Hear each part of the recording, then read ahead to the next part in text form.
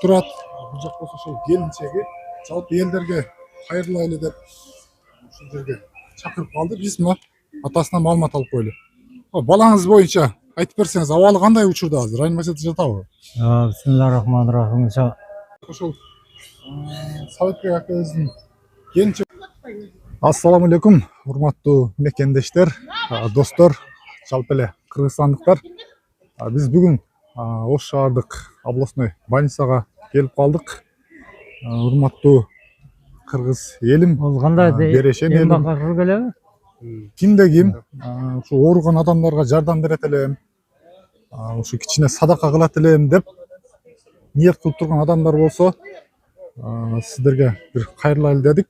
Анан бул жалпы эле Кыргызстан Республикасында жашаган жалпы 1983 жылкы агаларга арналат.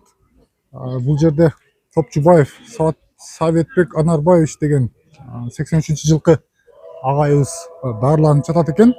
Диагностика боюнча маалымат берип койсок, мээсине кан куюлуп, кан тамырлары үзүлүп кеткен дейт. Реанимацияда жатат. Абалы өтө оор. Операцияга кеминде $10,000 акча жетпей жатат экен. Анан Кыргызстанда бул жерде бир аз акча чогулган, бирок ошодон дагы бир аз акча жетпей турат. Бул жерде ошо Сабитбек агабыздын атасы турат. Бул жак болсо ошол келинчеги жалпы элдерге кайрылайлы деп ушул жерге чакырып калды. Биз мына атасынан маалымат алып коелу. Балаңыз боюнча айтып берсеңиз, абалы кандай учурда азыр? Реанимацияда жатабы? Бисмиллахиррахманиррахим. Немеде реанимацияда жатат. Акыбалы оорураак. Ошо менин кан тамыры жарылып кетти деши. Жардам керек. Ошо россиялыктардан жардам сурап атабыз. Жакшы жаманатка бир тууган өтүп кетсе эми жардам келип атат. Ошого бир кайрымдуу кылып жардам берип койсоңор. Балаңыз 1983 жылкы экен, ошол бардык 83-төрдөн дагы бир жардам сурап коебуз.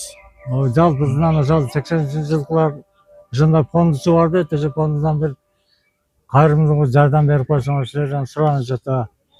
Мынакей $10,000 үстүндө экен да.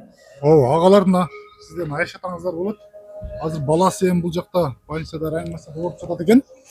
Ошого эч бир атанын көз жашы, эч бир эненин, апанын көз жашы ушу бала деп төгүлбөсүн. Ошого бул жактан келинчеги сиз да бир сурап сүйлөшүп коесузбу? Азыркы учурда бул жак ошол Сабитбек акабыздын келинчеги болуп экен, сабыргыңыз, капасы жакшы болду. Урматтуу. Бул жакта больницада абалы өтө эле оорбу же тездик менен дарыланып тауып? Өз 24 сааттын ичинде дедиле, ошо каражатыбыз жетишпей күтүп турабыз. Бүгүн дагы болбосо. Сабыргыңыз.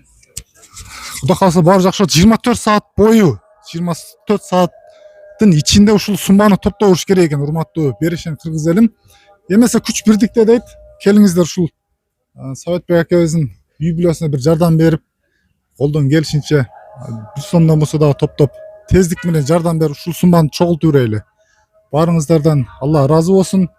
Ар бир үй бүлөдө тынччылык болсун. Тынч болуңуздар. Чоң рахмат.